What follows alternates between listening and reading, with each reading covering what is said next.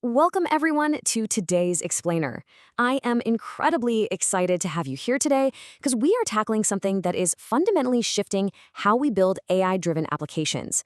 Today, we're diving deep into the ultimate architectural blueprint for securely integrating large language models right into your enterprise systems. We're going to unpack the architecture and the governance of the Model Context Protocol, or MCP for short.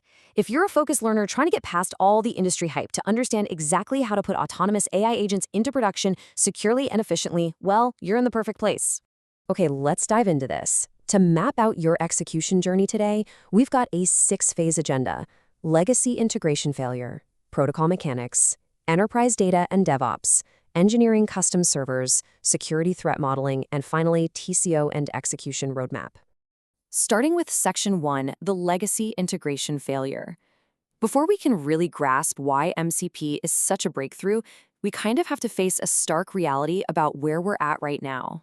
We've essentially got two worlds colliding.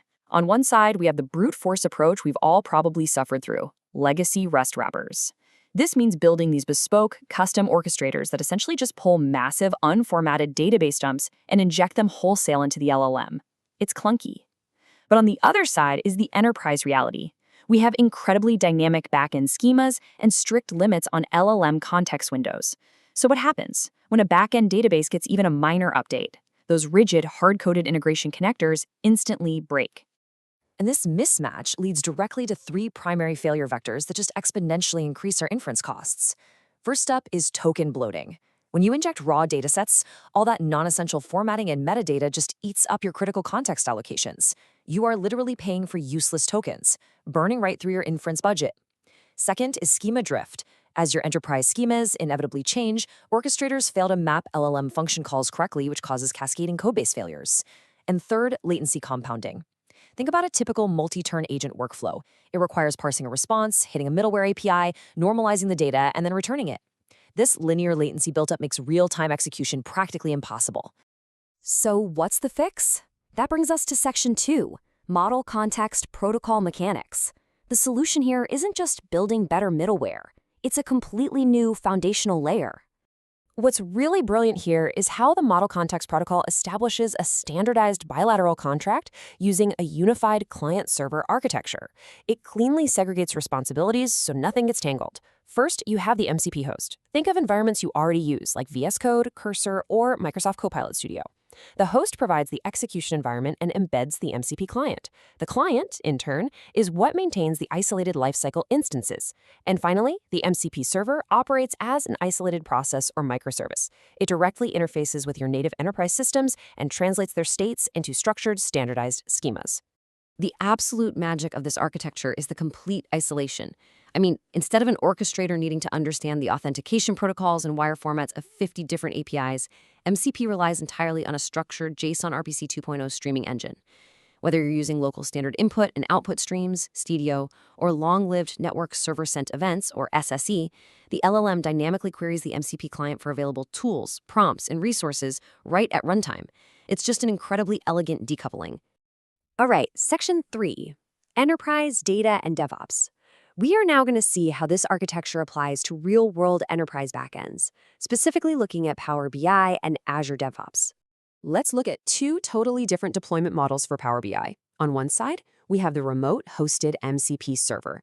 This establishes a streamable HTTP transport layer in Microsoft Fabric using server-sent events. And it's incredibly secure because it automatically inherits Entra ID OAuth boundaries, directly mapping the execution context to your existing row-level security. The model only receives crisp, structured JSRP arrays, so it completely mitigates that token bloat we talked about earlier. Now, on the other side, we have the local modeling server.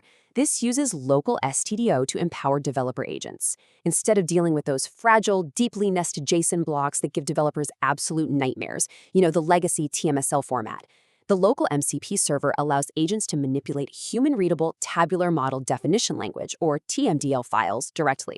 This YAML-like syntax drastically improves LLM code generation accuracy. Real game changer there. And it gets even more powerful when you apply it to software lifecycles via the Azure DevOps MCP server. Just imagine this: an agent operating in a reason, act, or react loop. First, it fires off a WIQL request, a work item query language tool to discover active bugs on your board. Second, it uses Git tools to inspect the active codebase. Third, the agent executes local file system modifications to actually fix the defect. And finally, the whole shebang wraps up when it generates a pull request and links the Git commit hash directly back to the ADO work item. It ensures complete traceability across the corporate ledger without a single human administrator lifting a finger. But hey, what happens when a pipeline just flat out breaks? Well, instead of overwhelming the LLM with multi-megabyte continuous integration log files, the ADO MCP server has tools for autonomous pipeline diagnosis. It intercepts the raw log streams and surgically extracts just the targeted compiler errors or broken unit test traces. The agent processes this refined context, generates a patch, commits the fix, and restarts the pipeline. It's a fully enclosed autonomous remediation cycle. And the best part? It's all happening while your engineers are asleep. I want to take a really quick pause here. Are you finding this technical blueprint valuable so far? If this structured breakdown of the Model Context Protocol is helping you connect the dots, please hit that subscribe button right now. We have a goal to reach 1,000 focused learners just like you. And honestly, your subscription is exactly what allows us to keep decoding dense technical subjects like this into clear, actionable explainers. Thanks so much for your support. Let's get back to it. Moving into Section 4. Engineering custom MCP servers. To make all this magic happen, your enterprise architects need to follow some very precise software engineering rules. First off, you shouldn't be building from scratch. Seriously, utilize the official TypeScript SDK or the FastMCP Python library. These wrap the JSON-RPC layer natively for you. Second, an absolutely critical protocol requirement is dynamic tool discovery. You've got to implement strict schema evaluation libraries like Zod for TypeScript or Pydantic for Python. The server outputs these as JSON schema definitions right during the handshake, ensuring the LLM precisely understands parameter boundaries and preventing any runtime serialization errors. And third, when you are finally ready to scale to the cloud, like deploying to Azure container apps, you must swap your local stdio transport for a dual endpoint server-sent events and HTTP post architecture. Okay, listen up because this next part is a massive trap for first-time developers. The log corruption rule. When you're developing local MCP servers, writing standard console logs to standard out will instantly corrupt the structural JSON-RPC payload and abruptly terminate your agent session. Just completely kill it. All application telemetry and debugging must be routed exclusively to standard error or standard out. The client infrastructure will automatically intercept standard out to keep your standard out communication channel completely pristine. Do not forget that one. Section 5. Security, Governance, and Threat Modeling. Welcome to CISO territory. It's time to talk security, because MCP architectures absolutely must reject the dangerous practice of using static, global API keys. Instead, we enforce strict delegated access tokens. We're mapping out data exfiltration threats and limiting the blast radius across 3 distinct security boundary rings. Ring 1 is the local host environment, which holds your highly confidential code. This must be restricted to sandboxed execution with 0 cross-boundary caching. Ring 2 is the enterprise cloud, your governed corporate ledger. This relies heavily on Entra ID role-based access control validation and Azure Monitor logs. The agent only operates with the active user's delegated credential token, ensuring least privilege isolation. And finally, Ring 3 is the external LLM frontier model. This is public space, so it requires 0 data retention, commercial agreements, and heavy API gateway filtering. Now, to actively prevent automated model hallucinations from causing unrecoverable data loss, MCP provides some incredibly hardened defense mechanisms. First, you can configure gateways to enforce XMCP read-only true headers on untrusted models, which instantly rejects any mutation commands. For write access, the architecture actually mandates an elicitation protocol. By flagging a tool with the requires confirmation true schema attribute, the server will block the execution thread and output an interactive challenge to the host UI, meaning nothing destructive happens without a physical human-in-the-loop sign-off.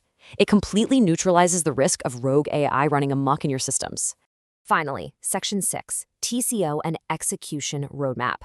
Let's look at exactly how you should roll this out as a practical execution plan for your organization. Here is the number that should honestly make your day.